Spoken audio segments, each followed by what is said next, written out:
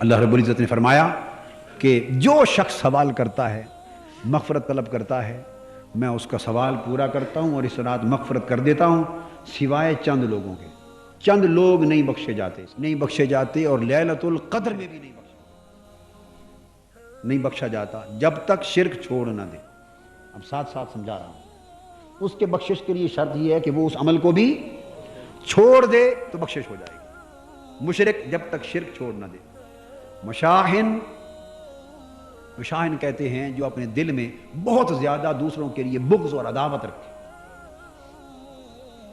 اب اس مرض میں مبتلا ہماری بھاری اکثریت، ہر شخص کسی نہ کسی نوعیت کا الا ماشاء اللہ بغض اور عداوت دوسرے کے لیے رکھتا ہے۔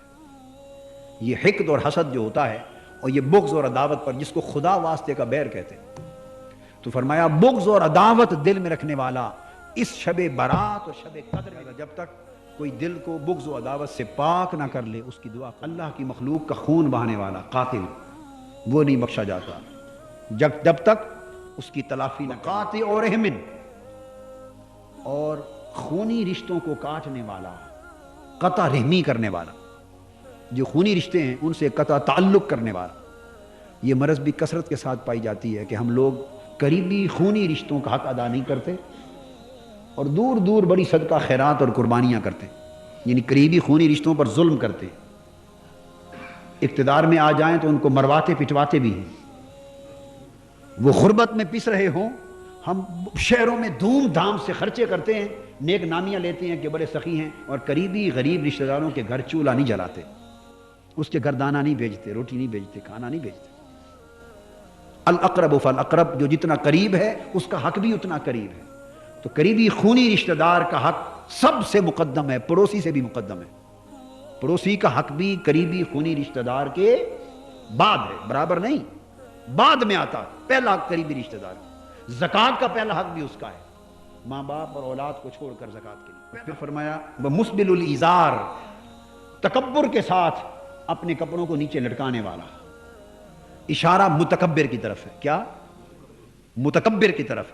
اسبال الازار یعنی چادر، تہ بند یا کپڑے شلوار ان کو لٹکانا پہلے زمانے میں یہ تکبر کی علامت تھی۔ حضور علیہ السلام کے دور میں بڑے لوگ لمبے کپڑے رکھتے، وہ زمین پر لٹکتے تھے، حتیٰ کہ کچھ لوگ خادم ان کے پیچھے سے اٹھا کر بھی چلتے تھے۔ تو یہ ایک علامت تھی تکبر کی، تو اس طرف اشارہ ہے استعارہ کی زبان میں کہ متکبر بھی نہیں بخشا جاتا، جب تک شرابی بھی نہیں بخشا جاتا اس رات، نہ لیلۃ القدر میں جب تک شراب چھوڑ نہ دے۔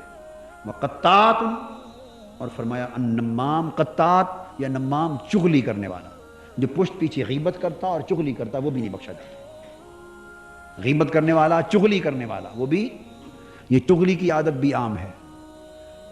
ایک دوسرے کے کان بھرتے ہیں پشت پیچھے، کہتے ہیں نہیں میں کوئی برائی کے لیے نہیں، ویسے میں کہہ رہا ہوں، میں کوئی شکایت نہیں کر رہا، ویسے میں کہہ رہا ہوں، یہ میں چغلی نہیں کر رہا، ویسے کہہ رہا ہوں، یعنی ویسے کے لفظ میں سارا ہی رگڑ جاتا۔ کرتے ہیں کہ نہیں ویسے؟ ہم سب بولیے نا، ہم سب اہل ویسے ہیں، یعنی ویسے میں سارا کر جاتے ہیں، چغلی بھی اس میں، غیبت بھی اس میں، جھوٹ بھی اس میں، ویسے میں سارا ہی رگڑ جاتا ہے۔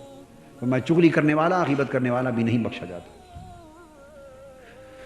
جو ان راتوں سے اس رات کے اندر یہ بھی اصلاح ہو گئی کہ جو اللہ کی بارگاہ میں بخشش و مغفرت چاہے، اندازہ کر لیں کہ جو قبولیت کی راتیں ہیں جس میں اللہ پاک خود بخشنے کی آوازیں دے رہے ہیں، جب ان راتوں میں بھی ان اعمال کو چھوڑے بغیر بخشش نہیں ہوتی تو باقی سال میں کہاں بخشش ہوتی۔